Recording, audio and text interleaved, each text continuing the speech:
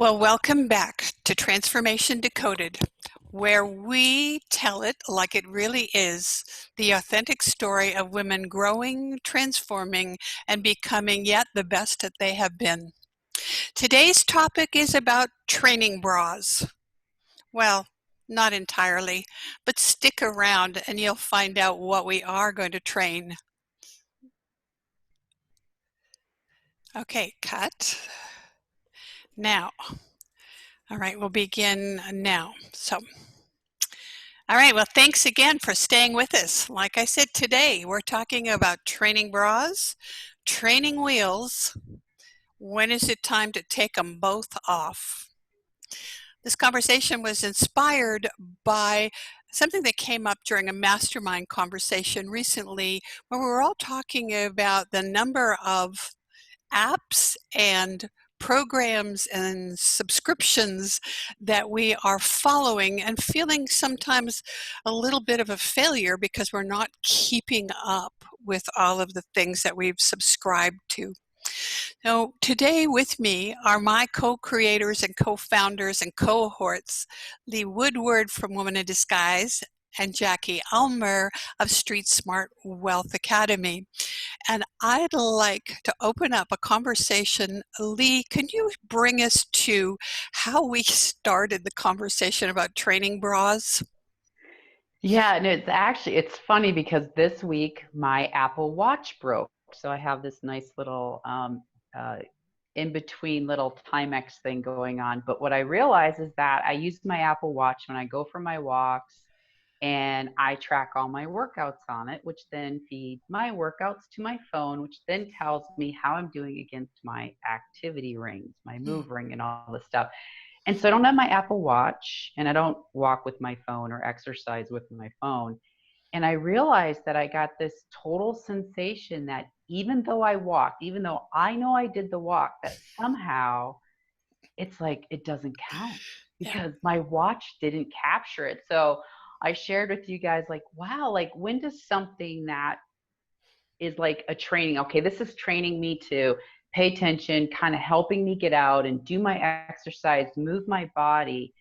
And like, when does it become too much or almost like a crutch? Because I convinced myself that somehow my ultimate goal of getting exercise doesn't count if I can't track it on my phone. And I'm actually a fairly rational person. So I just was perplexed by this.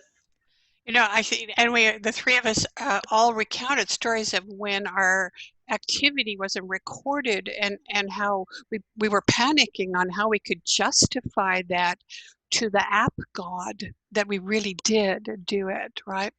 All right, Jackie, we take a lot of direction from you around good habits and consistent practices and peak performance. Talk to me a little bit about how this topic resonated with you. Oh my gosh, it's huge. As a 3 on the Enneagram, which I talk about, which is the performer, achiever, productivity, um, literally, I have to have a reward. I need a gold star. And so at the end of the day, I want to be able to look at all those rings being completed and the box being checked. And I don't, it used to need to be a person. And now it's like, oh, I've got my phone and my watch, which I am wearing, recognizing me and telling me, good job, I think you can do it again, that whole thing. And then I was sharing that this past week on Sunday, I made a decision just to be in what I called sludge mode. And that really was, I wasn't going to work out. I wasn't going to worry about my 10,000 steps a day. I wasn't going to worry about standing for a minute every single hour. I wasn't going to worry about any of that. I was literally just going to enjoy my day doing whatever the heck I wanted to do.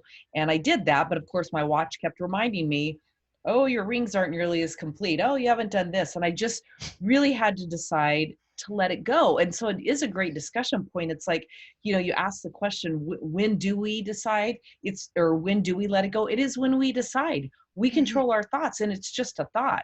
And Lee, I'm just like you. I mean, I've literally walked halfway back to my house before I had my watch to get my phone to track my steps to the mailbox because I couldn't keep going and not have those steps tracked, right? who makes up those rules? I did. I totally made up those rules. But it is interesting. And it's interesting, you know, for me personally, one of the things I'm really working on through this pandemic and everything is, you know, relaxing the grip and realizing if I have a day, even though I know I should have a rest day, if all those rings aren't done on my activity app, I don't like it. It bugs me. It's like something didn't get accomplished, something didn't get checked. And so I'm working with my own thoughts to let that baby go. All right. So you've got your own wrench taking those training wheels off? Yep. Yeah. Um, I was looking at, you know, how did this terminology begin? And, you know, as I said, the first thing that came to my mind was training bra. And I shared with you on Wikipedia, my God, there is a page for everything on Wikipedia, the origination of the training bra. And before the 1950s, younger girls in puberty, were wearing a camisole or even an undershirt is what I was wearing as I developed. But then with mainstream media coming on and Hollywood promotion of the more voluptuous female body, there was a shift to creating an actual brassiere for young women with some padding to enhance us. And I think, you know, a lot of the psychology was imprinted then that to be more attractive, to be more feminine, you needed to have this bra and the shape that was, you know, suggestive of what was to come as a younger woman. Now, personally, I had the opposite problem. I was well advanced in physical development, and so I was trying to, you know, minimize everything so that I didn't look so different from my peers, which is a difficult story. But so, how in your own lives as young girls do you have a memory of that time where we were said, "Okay, wear the bra," so that you can check off that box?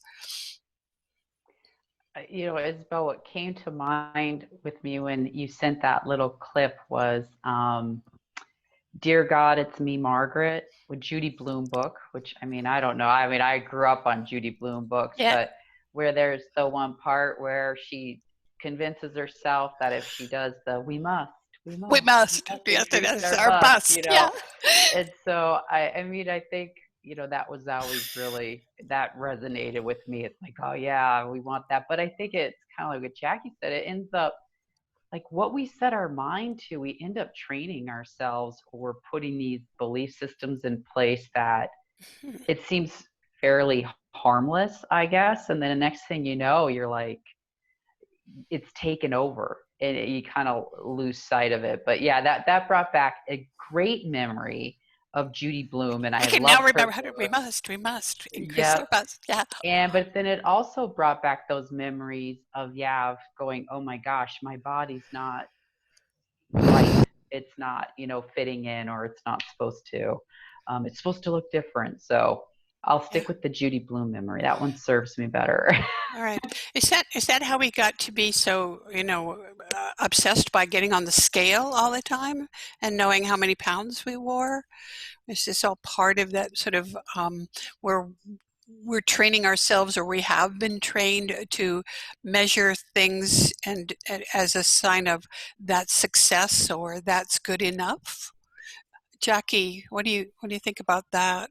Gosh, you know, I think it's been a lot of conditioning from certainly from before I was born. I mean, I don't know what year I should Google it, what year Barbie came out. I think it was the 50s, but Yeah, I we think all so. know, like, if you actually do the measurements, like that's beyond unrealistic. Yeah. Um, and then you go all the way back to television, you know, the shows that were on, the commercials. I mean, Hmm. there was definitely, there was a body norm for everybody. Um, Yeah. I don't remember ever, I have to really think on this, but thinking back on, you know, the Brady Bunch, the Partridge Family, all in the, or not all in the family, Family Affair, you know, Yeah. kind of thinking of the more family centered ones where you had the whole, whatever, the Yeah. whole house or whatever. I can remember a couple of them where in my mind, I'm thinking I'm thinking Leave It to Beaver. Was the beaver like slightly pudgy? I don't know. That's what's coming up in my mind. I'd have to Google it. Maybe. But certainly didn't see that for females or No. women. I mean, that was not part of the norm that we were conditioned with. And Right. even if nobody was speaking it, it gets transplanted into your brain. And then as time goes on, and with commercials, and this was back before, for goodness sakes, the internet or even big cable, when you think about even commercials in terms of like lean cuisine and Weight Watcher, when all that kind of stuff, I mean, when you're constantly being fed this diet, pun intended, of norms, and I'm not talking about Norm on Cheers, that was a later time, we're conditioned. So now we have to break that conditioning. Right. And how is it, do you think that this is more prevalent in people who are high achievers, as you mentioned earlier, sort of our personality, that we need a motivation or a reward system? Why is everybody today, mainstream society, using all these apps and feeling that they're underperforming if they aren't accomplishing the goals they set every day? I don't know. I can't speak for sure for everybody. I know there's apps now for parenting. It's like wake the baby up, change the baby's diaper. No Time to feed him. way. Oh, I'm not kidding. Yeah, there's an app for that, right? Hashtag there's an app for that. And I don't know. I mean, I think that's my thought process just from talking to other friends and stuff is that conditioning to measure yourself against that is probably more of a type A, action-oriented performer type personality. Again, I can't speak for everyone, but I just know in some of the conversations where I have friends and cohorts that maybe don't own a business, and aren't into that don't even know that those things exist. So I don't know on the app front. I mean, kind of the irony of it, if you think that the type A personalities, who we tend to think like, wow, we're the go-getters, get shit done people. What if the truth is that we're really just the sheep that sign up for the apps and the programs, and It's true. and we really don't have control, right? Something to think about. So Lee, what else in your life have you come to recognize that has been a training guide, crutch, and what do you think about that now? Yeah, I mean, I think, just going back to the last conversation a little bit about, that apps and is it type A? I mean, I think we all have a desire to fit in. I mean, I think that's human nature. Yeah. And then when we're born into rules, norms, those types of things, I mean, our natural reactions is to try to figure out how to fit into those. And I don't think we always even recognize when we're doing it. And so I think for me, what I've hopefully am better at today, I still fall prey to I didn't walk because I just discovered this in the last few days about myself. I would have never guessed I would have been had that response to not tracking my walk. But I think it's about what I have found when I am more focused on kind of external goals, when I'm not figuring out what I really want, like what's right for me, is when I'll call it more susceptible to kind of saying, oh, I'm going to try that. I'm going to do this. And there have been certainly times in my life where it's been like, there's a shiny thing. Give me that shiny thing. And to me, I think I've gotten better at understanding that when I'm doing that, it's time to like, whew, take a breather, because something's not right on the inside. Something's not aligned, I guess. Right. And I certainly still do my fair share of training wheels and crutches. And I think I'm getting better at discerning when they're not healthy. Because I think we think, oh, we're making myself better, I'm doing this. Well, okay, I may get the benefit, but if I increase my stress level because my walk didn't count, or guess what? I'm guilty of it right now on my Headspace app. I'm sorry, but there's a streak thing that will tell you how many days I've meditated in a row. And as much as I try not to let that dictate me getting on that app, guess what? It's very satisfying to see I just hit day 44 on a meditation app. So as I speak this wisdom, I'm tracking my meditation days. Wow.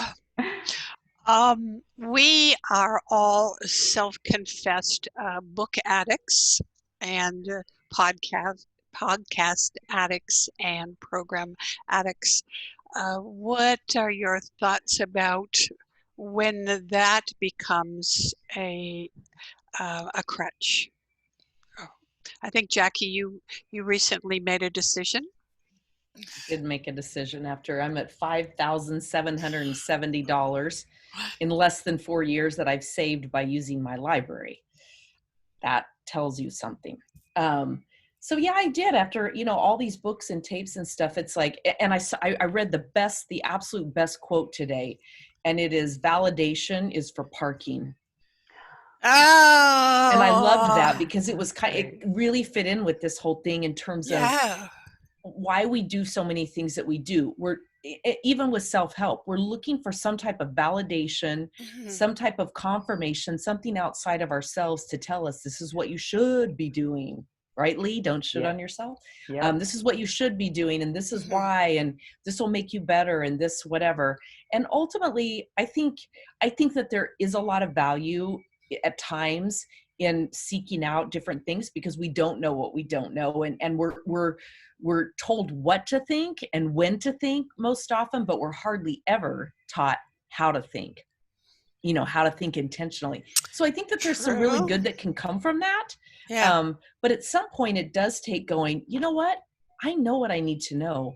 Now it's just time for me to take action. And if that means I know that it helps me, Lee, to get up and meditate every morning, I'm going to do the work instead of just continuing to read book after book that says, set up a morning routine, meditate every day, do your thought downloads, write in your journal, exercise, stretch, whatever it is.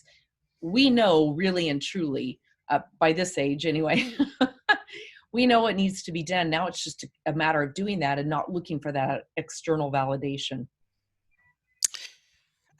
Lee, some thoughts on the difference between a habit and a ritual versus a crutch. Yeah, it's interesting. I was actually just having a conversation, not directly related, but you guys know I do spiritual direction coaching. We were talking about belief systems. So kind of with the idea of books, I've talked about I have this need to go deep and get really knowledgeable and kind of dive in. And when I'm in, I'm in. And as she said, our gifts can be our nemesis too. So I have an ability to engage, right? Yeah. But so she challenged me to say, what's your belief system behind that? And I actually took some time after and did a little bit of unguided meditation on that. And what I realized was that for me, there was, I'll say, a very heavy belief system with that knowledge is power.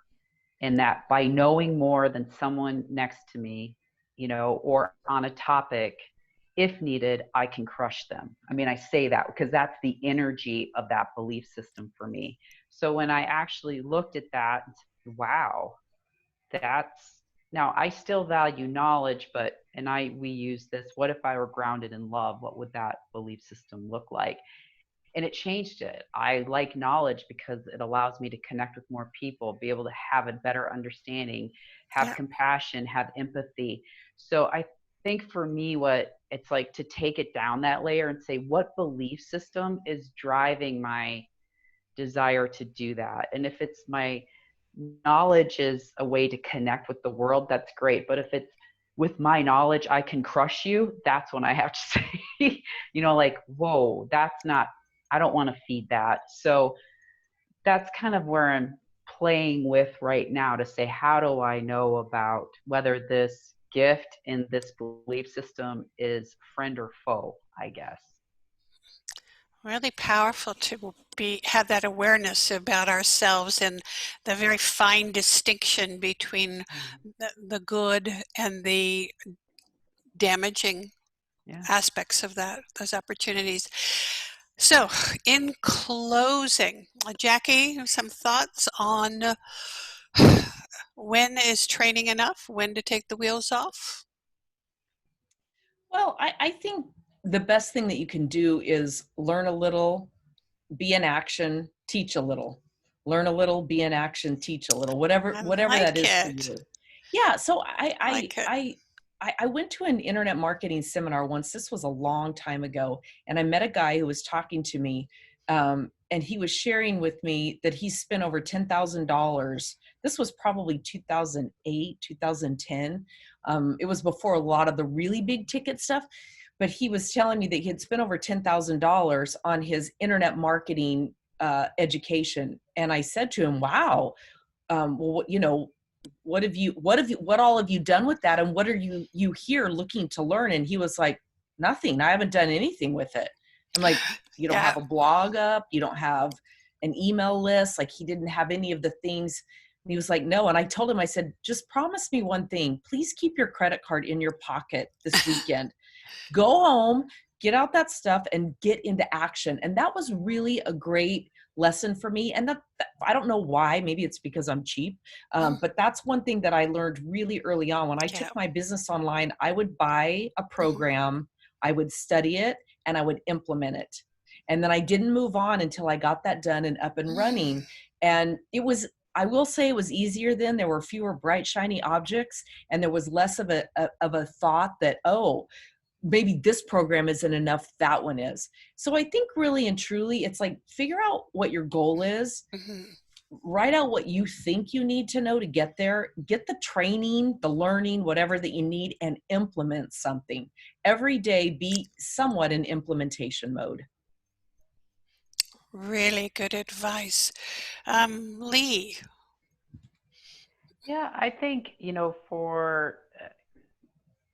for me, it's kind of learning to be aware and just understand kind of what's driving it.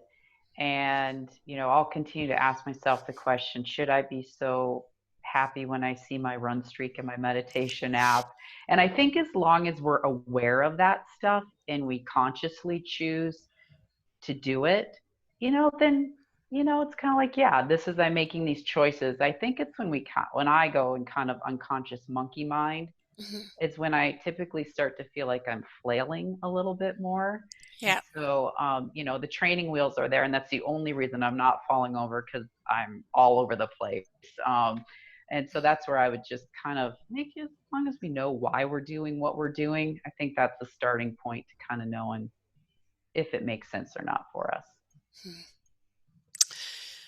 Well, divine intervention or coincidence. This morning on my walk, I saw something that normally I don't see. There was a young family, a dad and his daughter and a little guy. The little guy was probably about 4 years old, and they were out.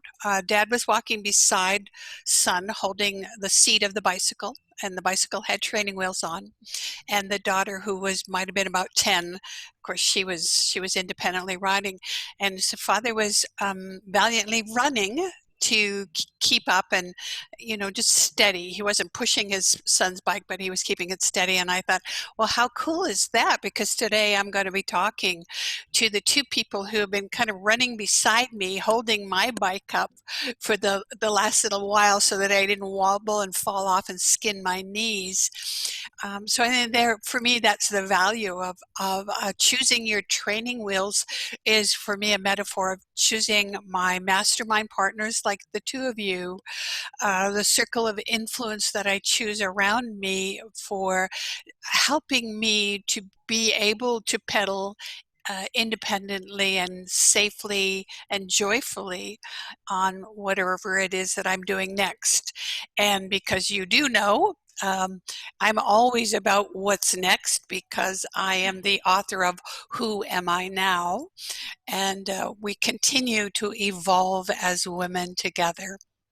So for our audience out there, I hope sincerely that you have found something to think about in our conversation today. And if you like what you heard, we have lots of other episodes that talk very candidly about what we're figuring out about ourselves in life and what we are unlearning as quickly as we are learning. Below the show in our notes, we'll include our contact information, but please, if you'd like to be part of our Transformation Decoded cheerleading fan team, subscribe to our YouTube channel and follow us on our Facebook page also if you'd like any updates. But be out there with ideas and thoughts about what's really important on your mind today. So goodbye for now. Thank you, Jackie and Lee. Thank you, Isabel. Bye, Bye. everybody. Bye.